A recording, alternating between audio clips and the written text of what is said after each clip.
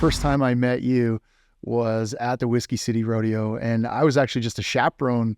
I wasn't even competing or supposed to compete in the event. I just had a couple of other teams there, and Olin came up to me, one of the guys organizing the event. Do you know Olin Clausen? Yes, yeah, I met him out there. Okay, so Olin came up to me. He's like, "Hey, I signed you up for the final event." And I was like, "What?" I'm like, "I don't have any gear here. I don't have nothing, dude. Like, I just got my ball cap and my shorts, basically." He's like, "Too bad. Figure it out. I signed you up." And I'm like, "Well, what's the event?" He's like, "You got to do this, this, and this." And I'm like, "Well, I don't have climbing gear. Like, I got nothing." He's like, "Figure it out." I'm like, okay. So I had to borrow boots. I had to borrow climbing gear. I had to borrow tools, hard hat, everything. I literally just got it together right before the event started. And they're like, "Yep, you're climbing." I'm like, "Oh, you idiot." So first time I met you, you were my pole partner for the event. And I think we actually crushed it pretty good on that event. So I've been competing since I got in the trade back in 1993. This year's 30 years for me in line work. Wow. It'll be my 22nd time competing out the international. So, yeah, 22 times. 22 times. Yeah, I really enjoy it and keeps me young at heart, I guess. But and we're gonna take our time. We're gonna do it in like a bit of a progression. We're gonna. It's 130 kilometers. So for anyone that doesn't know, it's kind of cool.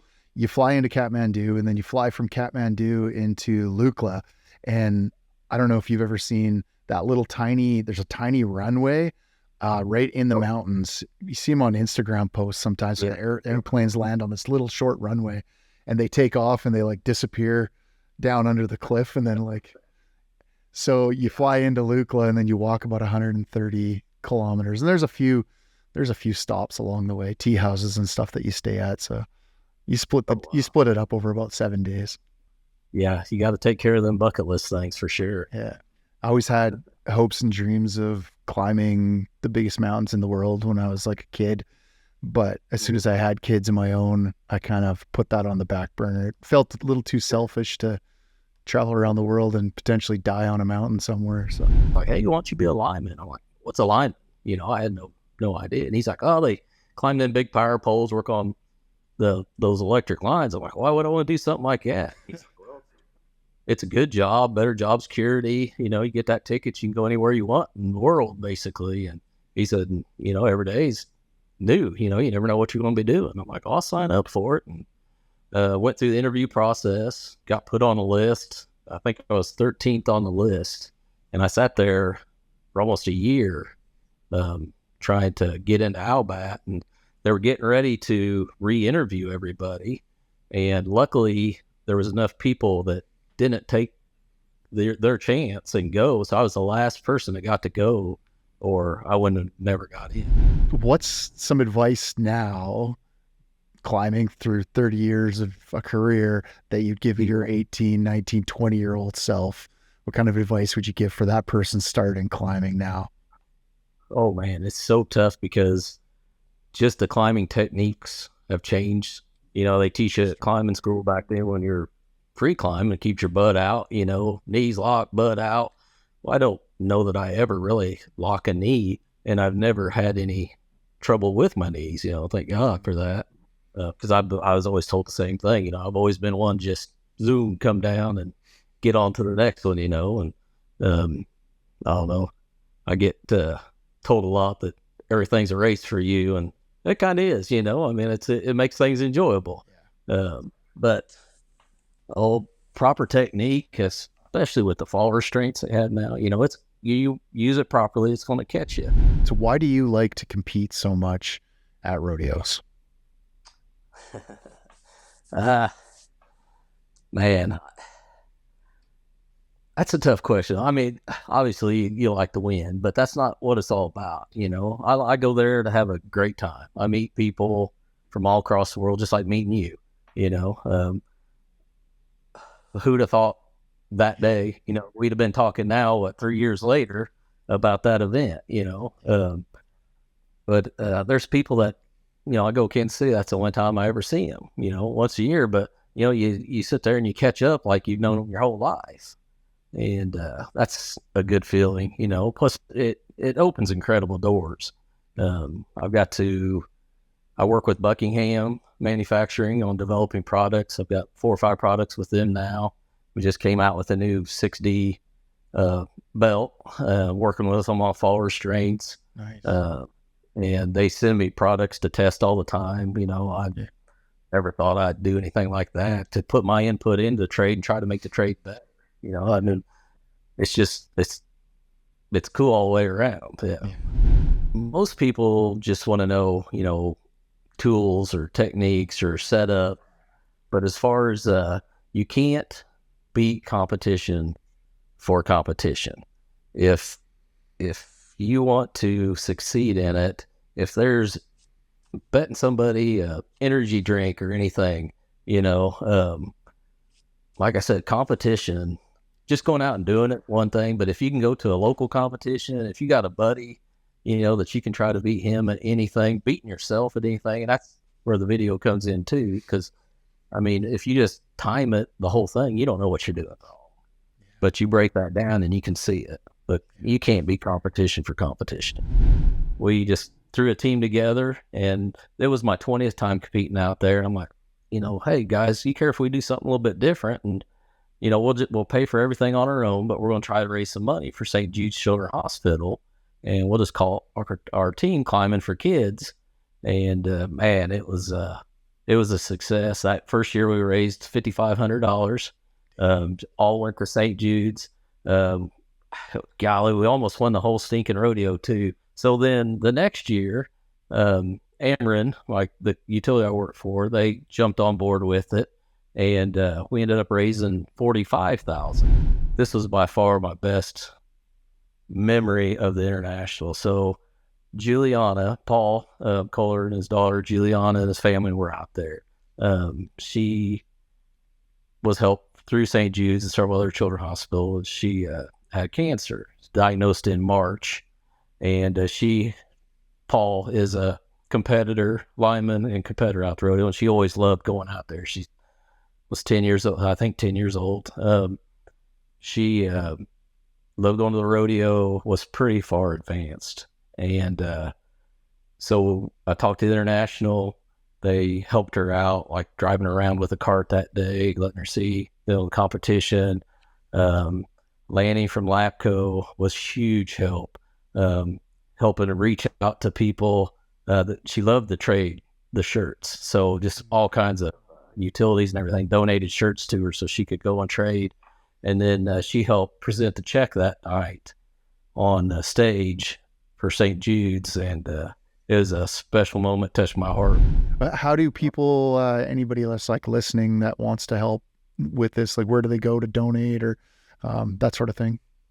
Okay, so we have which it's a QR code that I have that scans to the site, but they can also go to, we have an email, especially if somebody's interested in trying to start their own fundraiser to go along with this. Like I said, anybody can start up their Climbing for Kids, but it will just go to a one main tally for a check presentation out at the international. They've been a big help in this.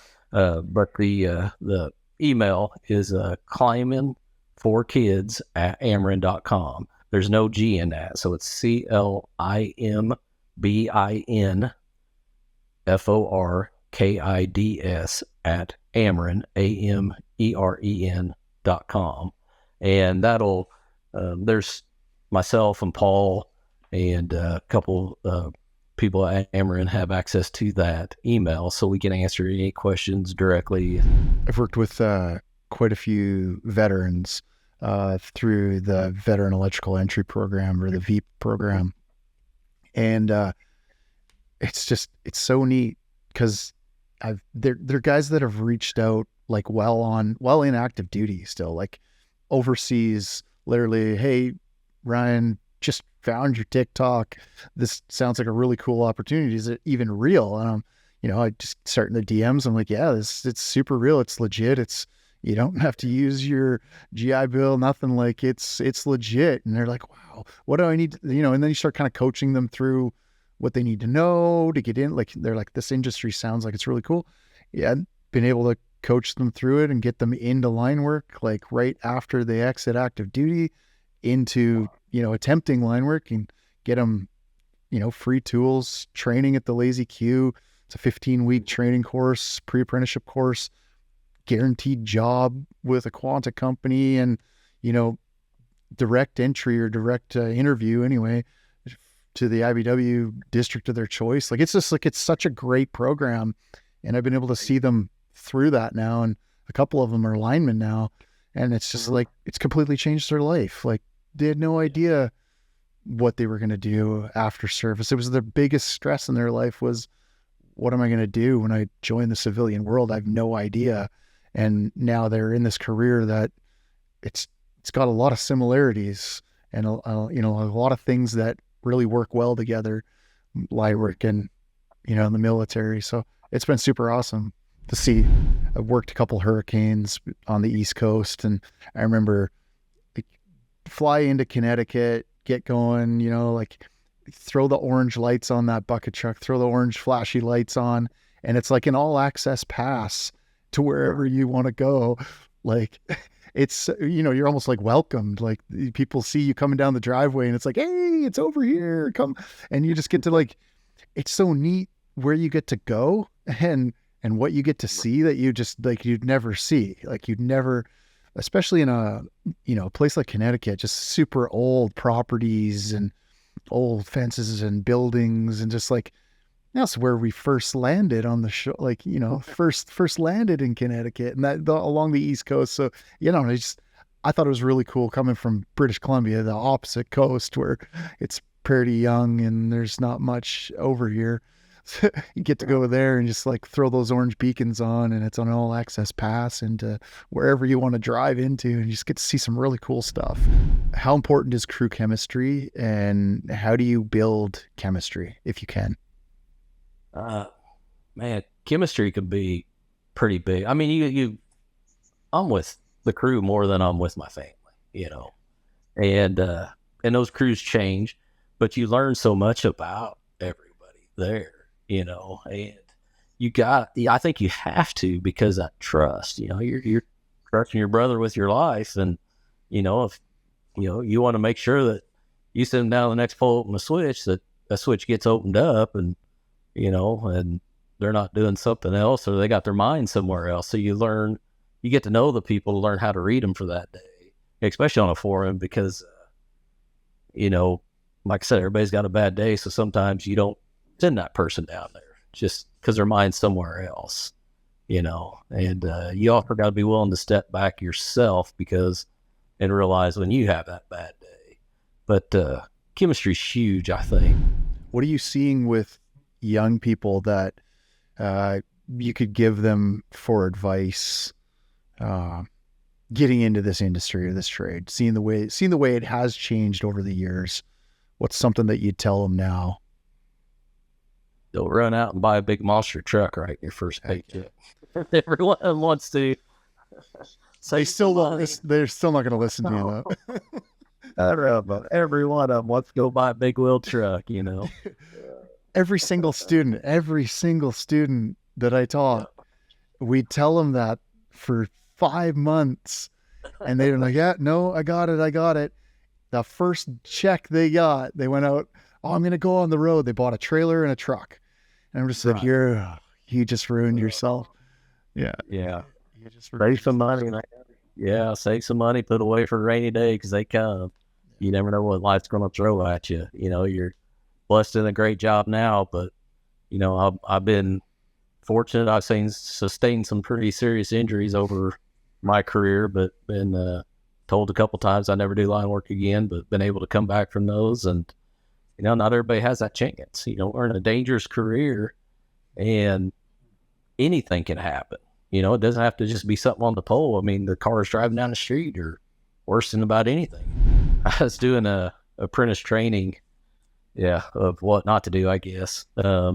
Just went up to hang the dummy at 12 feet for a hurt man rescue, and when I flipped, the pole was really chewed up, and it's a little misty out, but I slipped. Instead of eating a bunch of splinters, I was like, oh, I'm just going, I was free climbing. I was like, I'll just eat my pride here, because I was kind of in an awkward position, just went to take a big step down.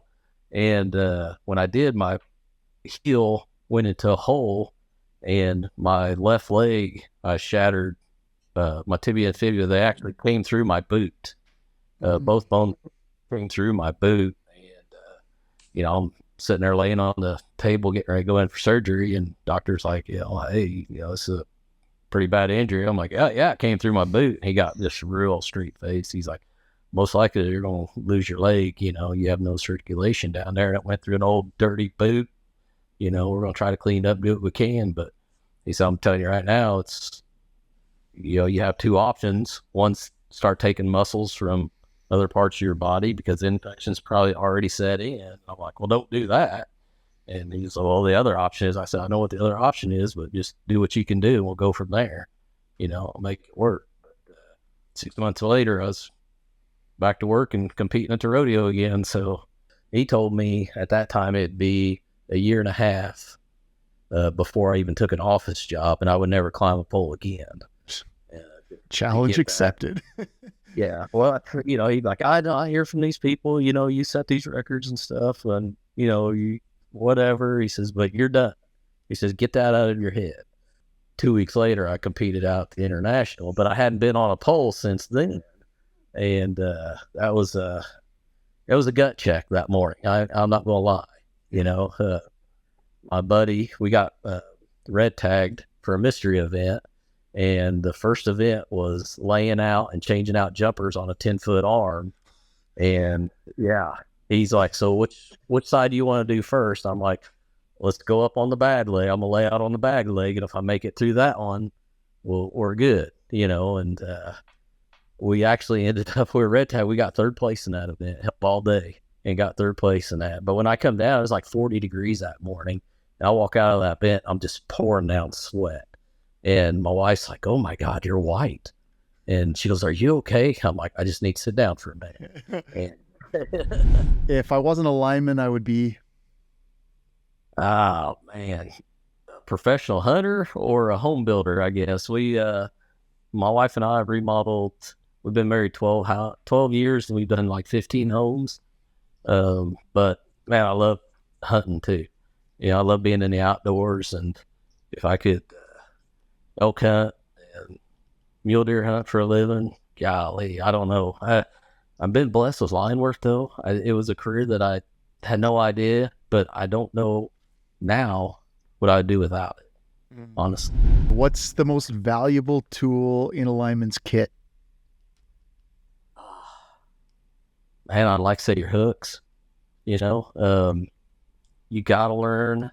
If you can learn to do the stuff out of your tools, you can do anything out of a bucket, But if you can do stuff out of your tools well, then you can be a leader, you can be a trainer, you can be somebody that people look up to as far as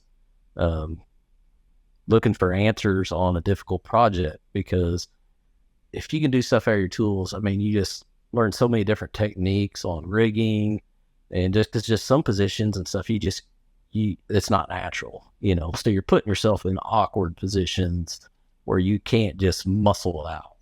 You gotta know what you're doing, so technically, I guess your brain's your main thing. But my favorite part about being a lineman is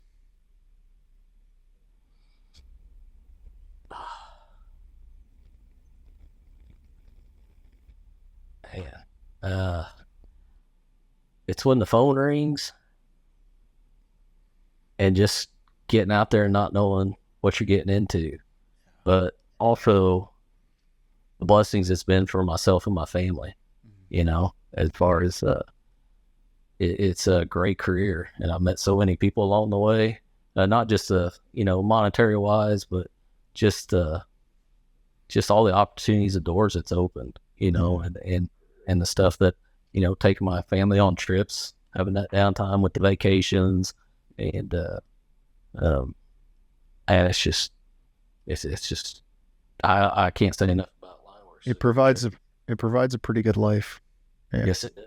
Yeah. Absolutely. The best advice I've ever received as a lineman.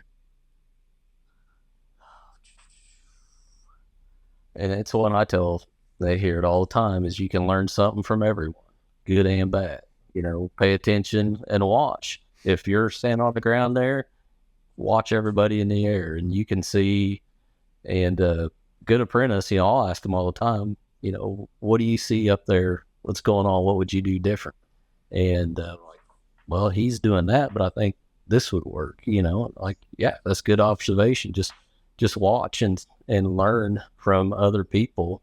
You know, you don't have to have your elbows in it to learn, you know. I mean, obviously it helps to have the hands on the wire and doing that and being in that process, but there's some downtime just watching people and thinking, what in the world is going on there? Yep. You know, but, and keeping that in the back of your mind, that don't get yourself in that kind of bind, you know, or that's cool, I'm going to try that next time. Something I learned, and I still apply that in everyday life today.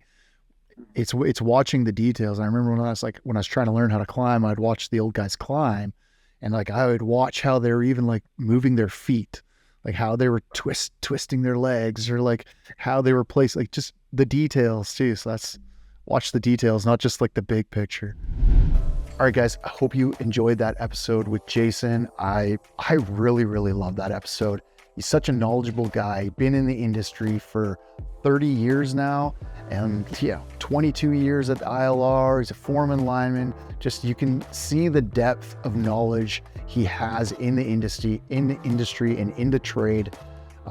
So again, hope that you guys find it within you to do whatever you can, whether it's a financial donation or whatever type of donation or help for his cause, Climbing for Kids. We'll have all the details here and in the description to donate or get involved for raising money for St. Jude's Children's Hospital for the cancer ward at St. Jude's. So great cause. I hope you can find it within you to do that. All right, guys, play safe, do all the good things, subscribe to the channel, whether it's YouTube or on the audio platform you're listening to this on. Like, follow, comment, please get involved in the community. I want to hear from you guys out there. All right, play safe, be good out there. See you on the next one. Peace.